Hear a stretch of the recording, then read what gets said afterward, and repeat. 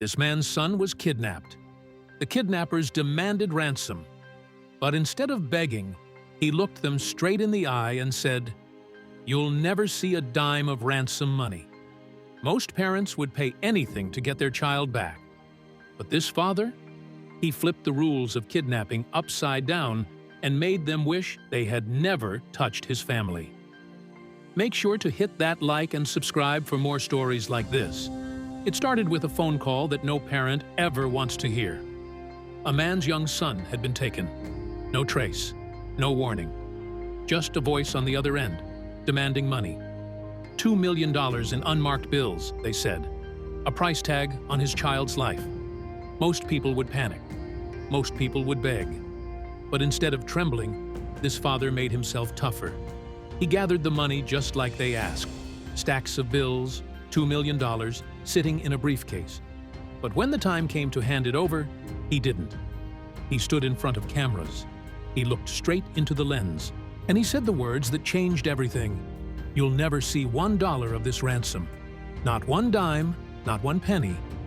But he wasn't finished. He flipped the script completely. He declared, "Instead, I'm offering this money as a reward. On your head, dead or alive." The kidnappers weren't holding a boy for ransom anymore.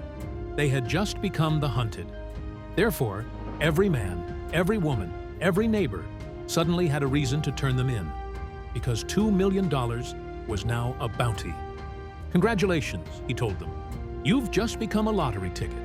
Except the odds are much, much better." Imagine being those kidnappers. Every face in the crowd could be the one to betray you. Every knock at the door could be the last. Wherever they went, eyes followed. The father didn't stop there. He ran full-page ads in major newspapers every Sunday, for as long as it would take.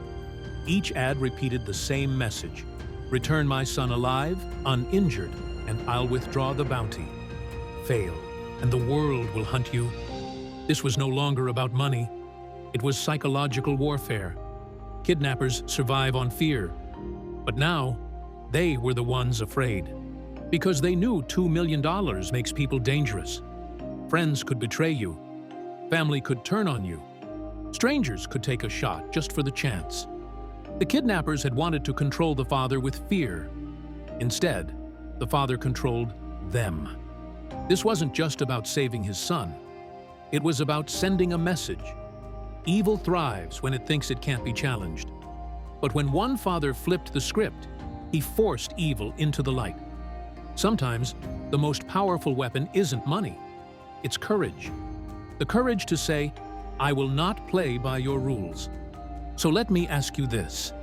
If it were your child, would you risk everything to flip the game, the way this father did? Or would you pay the ransom and hope for mercy?